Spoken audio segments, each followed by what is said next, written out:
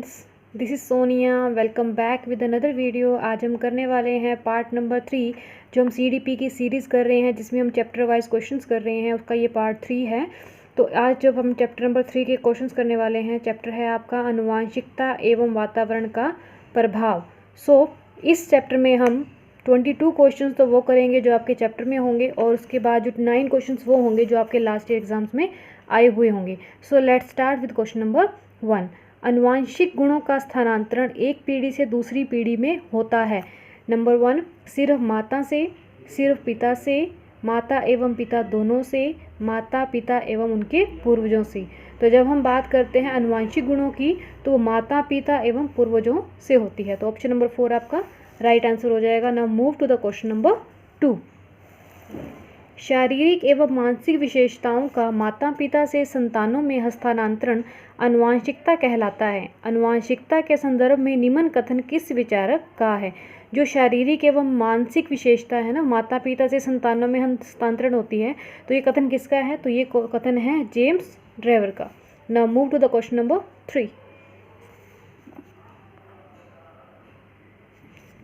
Question number 3, निम्नलिखित में से किस मनोवैज्ञानिक का यह कथन है कि माता पिता के चरित्र का प्रभाव उसके बच्चे पर पड़ता है? तो इसका आंसर हो जाएगा ऑप्शन नंबर 1 डगडेल। यहाँ पे RM ये रम नहीं आएगा, यहाँ पे L आएगा, तो डगडेल है इनका नाम। माता पिता से संतानों को प्राप्त होने वाले गुणों को कहते हैं वंश, वंशानुक्रम, वातावरण या इनमें से कोई नहीं। जो माता पिता से संतानों को जो प्राप्त होते हैं गुण, उनको हम क्या कहते हैं? वंशानुक्रम। ऑप्शन नंबर 2 आपका करेक्ट हो जाएगा। Now move to the question number 5। निम्नलिखित में से कौन सा किसी बच्चे पर आनुवांशिकता का प्रभाव है? एक तो आ जाता है फर्स्ट आपका विशिष्ट शारीरिक लक्षण, विशिष्ट बुद्धि एंड विशिष्ट चरित्र। तो ये तीनों ही क्या है जो बच्चे की आनुवांशिकता पर प्रभाव डालते हैं। तो ऑप्शन नंबर क्या आ जाएगा आपका 4 करेक्ट हो जाएगा। Now move to the question number 6। आनुवांशिकता तथा वातावरण परस्पर हैं, एक दूसरे पर निर्भर, पूरक या सहयोगी। तो ये तीनों ही ऑप्शन करेक्ट हो जाएंगे। तो आपका आंसर आ जाएगा ऑप्शन नंबर 4। जो आनुवांशिकता और वातावरण है वो एक दूसरे पर निर्भर भी करती है, एक दूसरे के पूरक भी होते हैं और सहयोगी भी होते हैं। आगे बात कर लेते हैं क्वेश्चन नंबर 7 की। निम्नलिखित में से किस प्रकार के विकास पर आनुवांशिकता एवं वातावरण का प्रभाव पड़ता है? तो पहला आ जाता है आपका सामाजिक विकास, संवेगात्मक विकास, मानसिक विकास और शारीरिक विकास। जब हम बात करते हैं आनुवांशिकता एवं वातावरण पर प्रभाव की, तो इन चारों का ही प्रभाव पड़ता है। ऑप्शन नंबर 4 आपका करेक्ट आंसर हो जाएगा। Now move to the question number 8। किसी बालक का शारीरिक लक्षण प्रभावित होता है केवल पिता के DNA से, केवल माता के DNA से, माता एवं पिता दोनों के DNA से, न तो माता के और न ही पिता के DNA से। तो नेगेटिव पार्ट तो वैसे ही नहीं आएगा। तो जब भी हम बात करते हैं बालक का शारीरिक लक्षण प्रभावित होता है, तो माता और पिता दोनों के ही DNA से प्रभावित होता है। Clear? Now move to the question number 9। बालक के संपूर्ण व्यवहार की सृष्टि डैश और डैश की अंतःक्रिया द्वारा होती है। ऑप्शन नंबर 1 माता पिता के व्यवहार, उसके मित्रों भाई बहनों के व्यवहार, उसके शिक्षकों अभिभावकों के व्यवहार, या आनुवांशिकता एवं वातावरण। तो बालक के संपूर्ण व्यवहार की सृष्टि आनुवांशिकता और वातावरण की अंतःक्रिया द्वारा होती है। तो ऑप्शन नंबर 4 आपका करेक्ट आंसर हो जाएगा। Now move to the question number 10। बालक को जो मूल प्रवृत्तियाँ डैश से प्राप्त होती हैं, उनका विकास डैश में होता है। तो बालक को जो मूलभूत प्रवृत्तियाँ कहाँ से मिलेंगी? उनको वंशानुक्रम से ही मिलती हैं, तथा उनका विकास कैसे होगा? वातावरण में होता है। तो ऑप्शन नंबर आपका क्या आ जाएगा? 2 इसका करेक्ट आंसर हो जाएगा। Now move to the question number 11। बालक के सम्यक विकास के लिए निम्नलिखित में से किनका संयोग सर्वाधिक अनिवार्य है? नंबर 1 उसके विद्यालय एवं परिवार, उसके वंशानुक्रम और वातावरण, उसके परिवार एवं समाज, और उसके समाज एवं राष्ट्र। देखिए जो 3 ऑप्शन दिखाई दे रहे हैं ना आपको, फर्स्ट, थर्ड एंड फोर्थ, इसमें देखो जो विद्यालय, परिवार समाज और समाज राष्ट्र की बात कर रहा है, ये सभी तो इम्पोर्टेंट है। लेकिन अगर मैं ऑप्शन नंबर 2 की बात करूँ ना, इसमें वंशानुक्रम भी आ जाता है और वातावरण में तो सब आ ही जाते हैं। तो ऑप्शन नंबर 2 हमारा क्या हो जाएगा? इसका बेस्ट आंसर हो जाएगा। Now move to the question number 12। वातावरण वह बाहरी शक्ति है जो हमें प्रभावित करती है, किसने कहा था? तो ये बात किसने बोली थी? रोस ने। नेक्स्ट क्वेश्चन नंबर 13, बच्चे उसी वातावरण में सीख सकते हैं। नंबर 1, उनके अनुभवों एवं भावनाओं को उचित स्थान मिले, उन्हें खेलने का मौका मिले, उन्हें मित्र बनाने का मौका मिले, या कड़ा अनुशासन हो। कड़े अनुशासन में तो कभी भी जितना भी आप बच्चे को बोलेंगे ना कि ये कर लो वो कर लो, वो नहीं करता कभी भी। तो कड़ा अनुशासन तो हमारे जो साइकोलॉजी है उसके अकॉर्डिंग नेगेटिव पॉइंट हो जाता है। उनके मित्र बनाने का मौका मिले तो ये भी नहीं आएगा। सीखने का मौका उन्हें कब मिलता है, कब सीखते हैं वातावरण से, जब उनके अनुभवों और भावनाओं को उचित स्थान मिलता है। तो ऑप्शन नंबर 1 इसका करेक्ट आंसर हो जाएगा। Now move to the question number 14, आप दिल्ली के किसी केंद्रीय विद्यालय में शिक्षक हैं। आपकी कक्षा का एक छात्र अफजल हिमाचल प्रदेश का रहने वाला है तथा एक अन्य छात्र सुदीप केरल का मूल निवासी है। आप दोनों के रंग, रूप, स्वभाव आदि में काफ़ी विभिन्नताएं देखते हैं। इसका प्रमुख कारण हो सकता है, अब देखो एक तो रह रहा है हिमाचल प्रदेश, ठीक है, और एक है सेकंड वन है, मतलब हम दिल्ली के विद्यालय में हम काम कर रहे हैं। और अगर मैं विद्यार्थियों की बात कर रही हूँ तो एक तो हिमाचल का रहने वाला और एक केरल का। तो सिंपल सी बात है, दोनों के जो वातावरण में काफ़ी डिफरेंस होगा। तो ऑप्शन नंबर 1 इसका करेक्ट आ जाएगा, वातावरणीय प्रभाव। नेक्स्ट आता है क्वेश्चन नंबर 15, बच्चे की आनुवांशिकता द्वारा निर्धारित सीमाओं के भीतर सर्वोत्तम संभावित विकास के लिए एक शिक्षक को क्या करना चाहिए। नंबर 1 है, उसे बालक के परिवेश में सुधार करना चाहिए। नंबर 2, उसे बालक को अधिक से अधिक पुस्तक पढ़ने के लिए सलाह देनी चाहिए। कभी भी साइकोलॉजी ये नहीं कहती कि आप ही पुस्तक ही पढ़ते रहते हो, तो गलत हो जाएगा ऑप्शन। उसे खेल कूद में अधिक से अधिक भाग लेने की सलाह देनी चाहिए, सिर्फ खेलना भी नहीं, उसे विकास के लिए प्रेरित करना चाहिए। तो ऑप्शन आ जाएगा इसका, उसे बालक के परिवेश में सुधार करना चाहिए। तो जो उसकी सीमाएं हैं, जो बालक के जो परिवेश है उसमें सुधार होना चाहिए। अगर परिवेश में सुधार हो जाएगा तो सब कुछ करेक्ट हो जाएगा। Now move to the question number 16, बच्चे के विकास में उसके परिवेश का जो प्रभाव उस पर पड़ता है उसे हम डैश कहते हैं। तो जब भी हम बात करते हैं परिवेश की तो उस पर जो प्रभाव पड़ेगा तो उसका हो जाएगा आपका परिवेश। क्लियर, उसे हम परिवेश यानी कि प्रवेश, ये हमारा है जो बच्चे के विकास में उसके परिवेश का जो प्रभाव उस पर पड़ता है उसे हम क्या कहते हैं, परिवेश के लाभ, परिवेश की हानि, जो भी हो जाएगा, क्योंकि परिवेश से हम सीखते हैं ना, जो भी हम सीखते हैं। तो आंसर क्या हो जाएगा, परिवेश के लाभ। 17, परिवेश के प्रभाव मानव के डैश और डैश दोनों चरणों में बहुत ही महत्वपूर्ण है।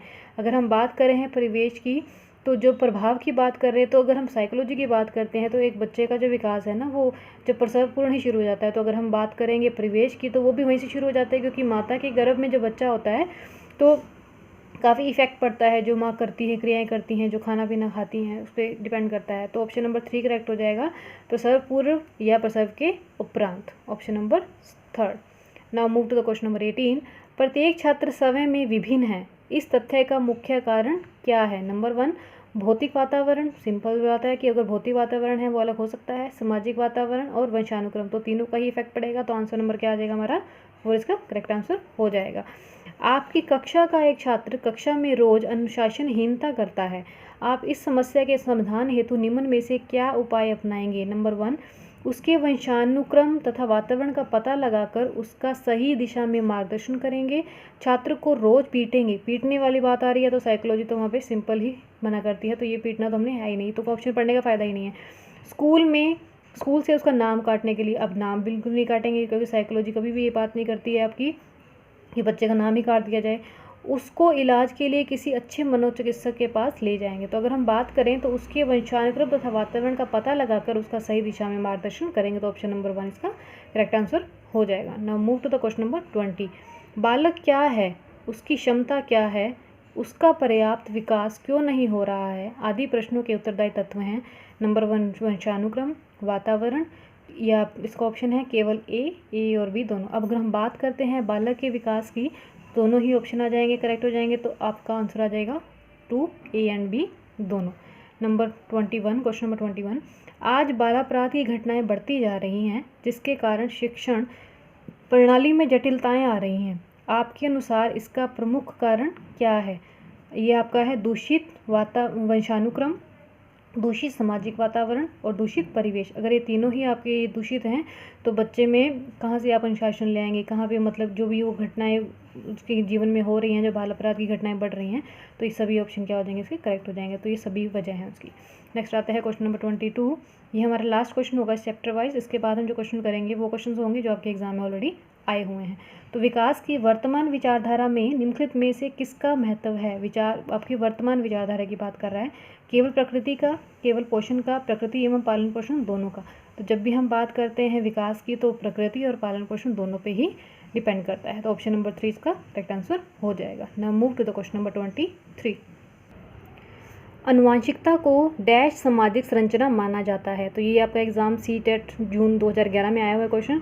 अनुवांशिकता को गौण सामाजिक संरचना में माना जाता है। अगर हम बात करते हैं पहली संरचना में, तो पहली संरचना में माना जाता है जो हम समाज में रह रहे हैं ना, हमारा जो परिवेश है, हम सामाजिक जो हम काम करते हैं हमारे वातावरण से हैं जो रिलेटेड है, तो उसको हम प्रथम संरचना मानते हैं। क्लियर। अब बात कर लेते हैं नंबर 24 नंबर क्वेश्चन की। निम्नलिखित में से कौन सा मुख्य रूप से अनुवांशिकता संबंधी कारक हैं? अनुवांशिकता संबंधी कारक कौन से हैं? आँखों का रंग, ये अनुवांशिकता है। सामाजिक गतिविधियों में भागीदारी, ये सामाजिक, ये हमारा अनुवांशिक नहीं है। समकक्ष व्यक्तियों के समूह के प्रति अभिमुति, ये भी नहीं है। चिंतन पैटर्न भी नहीं है। तो आपका ऑप्शन नंबर 1 करेक्ट हो जाएगा, आँखों का रंग। Question number 25।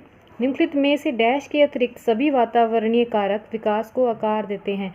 मतलब कि एक चीज़ को छोड़कर बाकी वातावरणीय कारक को विकास देते हैं। अगर हम बात करें पौष्टिकता की गुणवत्ता, ये देता है। संस्कृति, शिक्षा की गुणवत्ता, शारीरिक गठन। अगर हम बात करते हैं शारीरिक गठन की, तो शारीरिक गठन क्या होता है आपका, ये हमारा जो वंशानुक्रम है ये उस पर डिपेंड करता है। तो वातावरणीय कारक कोई फैक्टर ये नहीं करता, विकास में कोई भी ये योगदान नहीं देता। क्लियर। नेक्स्ट आता है क्वेश्चन नंबर 26। निम्न में से कौन सा कथन बच्चे के विकास में परिवेश की भूमिका का समर्थन करता है? पहला नंबर है, कुछ शिक्षार्थी सूचनाओं का जल्दी प्रकरण करते हैं जबकि उसी कक्षा के अन्य विद्यार्थी ऐसा नहीं कर पाते। पिछली कुछ दशाब्दियों में बुद्धि लब्धांक परीक्षा में विद्यार्थियों के औसत प्रदर्शन में लगातार वृद्धि हुई है। एक समान जुड़वा बच्चे जिनका लालन पालन भिन्न घरों में हुआ है उनकी बुद्धि लब्धि 0.75 के समान उच्च है। शारीरिक रूप से स्वस्थ बच्चे अक्सर नैतिक रूप से अच्छे पाए जाते हैं। तो इसका ऑप्शन नंबर 2 करेक्ट हो जाएगा।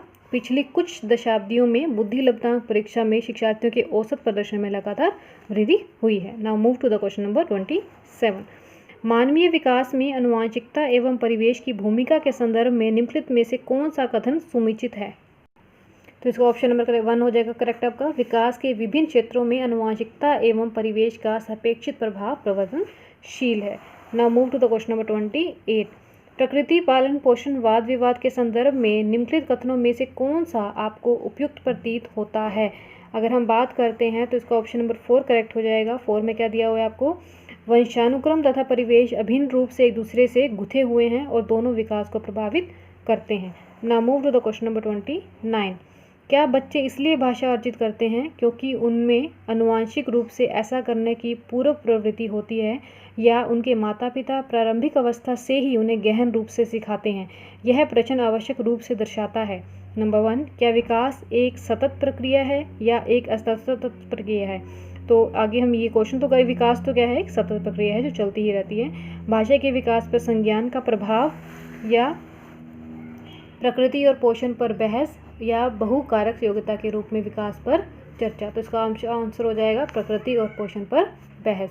Now move to the question number 30। किसी व्यक्ति को आकार देने में वातावरण के घटकों की कोई भूमिका नहीं होती क्योंकि प्रत्येक व्यक्ति की वृद्धि उसकी अनुवांशिक संरचना से निर्धारित होती है। यह कथन, अगर हम बात करते हैं व्यक्ति के आकार की अगर हम बात करें तो सिंपल सी बात है, वो वंशानुक्रम से आ जाता है। तो ये ऑप्शन क्या है, ठीक है, क्योंकि बहुत से शोध यह सिद्ध करते हैं कि अनुवांशिक पदार्थ की व्यक्ति के विकास की भविष्यवाणी करता है। Now move to the last question. ये आपका आया था एग्जाम सितंबर 2016 में। डैश तथा डैश की विशिष्ट अन्योन क्रिया का परिणाम विकास के विविध मार्गों और निष्कर्षों के रूप में हो सकता है। तो इसका ऑप्शन नंबर 1 करेक्ट हो जाएगा। वंशानुक्रम, पर्यावरण, या चुनौतियां, सीमाएं, स्थिरता, परिवर्तन, या खोज पोषण। तो हम बात कर रहे हैं चैप्टर की वंशानुक्रम और पर्यावरण की, तो ऑप्शन नंबर 1 हमारा करेक्ट हो जाएगा। तो ये कुछ क्वेश्चंस थे आपके जो हमने पार्ट 3 किया CDP का। तो इसी तरीके से सीरीज चलती रहेगी। तो अगर आपको ये वीडियो अच्छी लगे तो लाइक करें, शेयर करें और मेरा चैनल ज़रूर सब्सक्राइब करें ताकि जब भी मैं नेक्स्ट वीडियो अपलोड करूं तो उसका नोटिफिकेशन आपको जल्दी से जल्दी मिले। So thank you for watching my video. Thank you and bye bye for now.